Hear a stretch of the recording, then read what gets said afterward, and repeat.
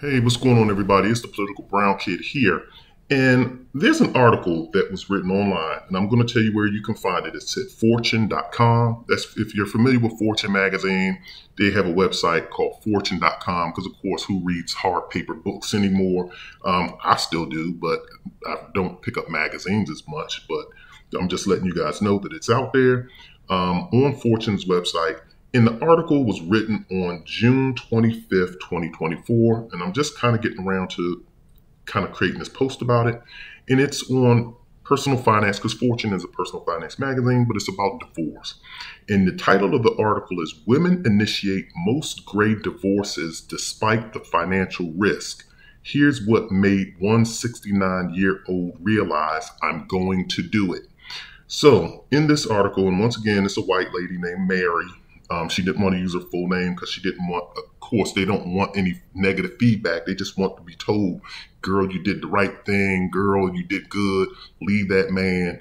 You did it. You know, they just want to hear only the positive, good stuff. They don't want the backlash, and they don't want to hear somebody hold them accountable for them doing what they've done. In this article, this white lady, Mary, she basically states, and for those who don't know what a great divorce is just when you get divorced after 50. I do believe it's after 50. So, yeah, I got mine's before 50. I got mine's at 40. So I got almost a great divorce. I don't know what that's called when you get divorced in your 40s, but I got mine when I was 40. But I digress. So great divorce is when you get divorced at 50. This white lady, Mary, basically said that she realized that she needed to leave her husband. She said that nothing was really wrong in the relationship. He didn't do it wrong, didn't do anything wrong. The only thing that was wrong was that she said they grew apart politically. She said the political differences made her realize that she needed to leave the relationship. And I keep telling y'all, these are the most frivolous reasons to get divorced. I keep telling y'all, it's a white guy. What's that white guy's name with the Southern accent? You could tell it's almost like he has a New Orleans accent, I want to say. He has a real Southern accent. I forget his name, but he's a Democratic strategist and he's married to a Republican strategist. They get along just fine. They've been married for decades. And I forget the guy's name. It's Carville, James Carville. That's his name. James Carville and his wife get along just fine.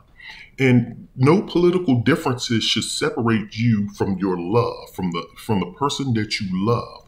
But once again, I guess because one person isn't thinking the way you want to think, and she's probably a hyper liberal because these women are very hyper liberal. These women are allowing. They're saying, girl, let your daughter change her sex from a girl to a boy or from a boy to a girl. I'm telling you, these women are just they're hyper liberal. They just want any and everything to be voted into law. And where you see more men are just being more conservative, and we're just kind of like, I don't agree with this, I don't agree with that, I don't agree with giving away free money and free stuff for X, Y, and Z. And you allow that to create a divorce in your household. So that's one point. I'm not going to beat that to a pulp. The other point that is made in this article is that she basically has nowhere to go. She has nothing, but she freeloads off of men. I don't make this stuff up, and I'm going to explain how. She was a stay-at-home mom, so she didn't work. She made that clear in the article. I think that she worked when she was younger, but then I guess once she got married, she stayed home, but she said she doesn't really have a lot of tenure in the workforce. But what she's looking to do is, she said that she wanted to initiate the divorce anyway. And I'm going to tell you why. They didn't dive deep into the finances, but she's looking to get half of this man's pension. And this is why I tell people, I hear a lot of men say that a woman's money doesn't matter. It does. And it matters just for this particular reason. It doesn't matter to the extent that women think that it does. But I'm going to give you an example. For myself, and I'm just speaking for myself personally, I prefer to date women who are not total dependents. She at least has enough. She has a career and she's financially savvy enough to manage her money well and make a decent amount of money where she can live on her own. Now, whatever that means what it is, whether she's making $50,000, 70,000, but she has enough where she can take care of herself. Because my thing is, if you separate from somebody who has nothing, and trust me, I've seen this. These people don't work, they do nothing, they have nothing.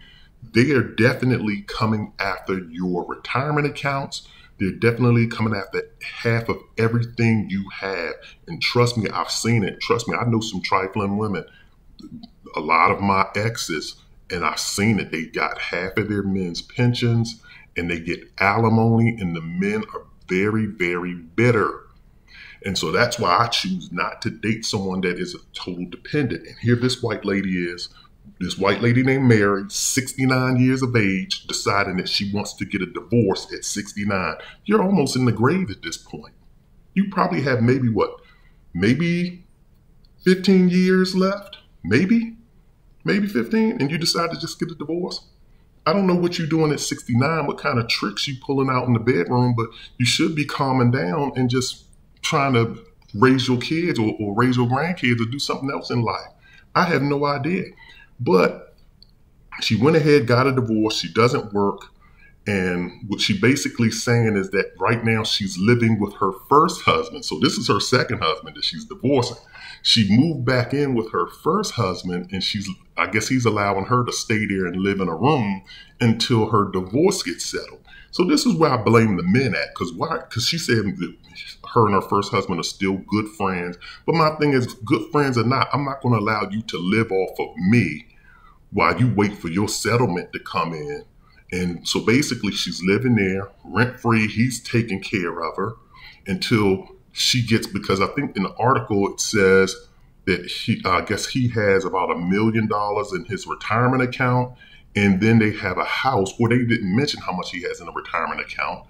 And the reason why I'm speculating now, because the article is no longer free to me. They want me to subscribe. I have to pay money in order to read the full article again. But I've memorized most of it because I've looked at it. But then also too, they're selling the house. She wants all of the property liquidated, and the house that they live in is worth, I think, $1.4 million. So she's looking, I don't know, they didn't say what was owed on it, how much of that is capital gains. They didn't state all of that, but I'm pretty sure she's seeing dollar signs, and she's like, from what I can get from his retirement account and from what I can get from the sale of this house, I should be fine to live off of. So she's going to bankrupt this man because she doesn't like his politics anymore, or because she's changed, he's changed, or whatever. So then she wants to take half of his stuff. She's living in her ex-husband's house right now until, and this is what she's also saying, she's expecting her kids, she has a 40-something-year-old son, and she expects him to let her move into the house with him and his wife. So I think that him and the wife are looking to either buy a house with an in-law suite, or they're building a house with an in-law suite. Either way, she expects at 69 years of age, there's nothing wrong with this lady, by the way. They didn't say she has any health issues. She's not suffering from any kind of debilitating disease, no mental decline, no physical decline. But because she wants to conserve her money and because she doesn't want to no longer be with her man, she expects her kids to live off and have to share their life with her. This is the ridiculousness that I'm talking about. Totally ridiculous. And once again, you all can read this article. It's on fortune.com. And it was done June, what date did I say? June 25th, 2024, published at 10 a.m. And again, it's women initiate most great divorces despite financial risks. That's the name of the article. So go check it out for yourself. But I'm just going to wrap this up right here. Once again, it just goes to show you the foolishness of people and why we need to change these divorce laws, as Kenya has done. Kenya has made it say, women, you get nothing. If you walk away from a marriage, you don't get 50% of nothing. You leave what you have. And that's what we need to do. Once again, this is the Political Brown Kid. Drop your comments in the comment section. Also hit the like and subscribe button. I'm out of here.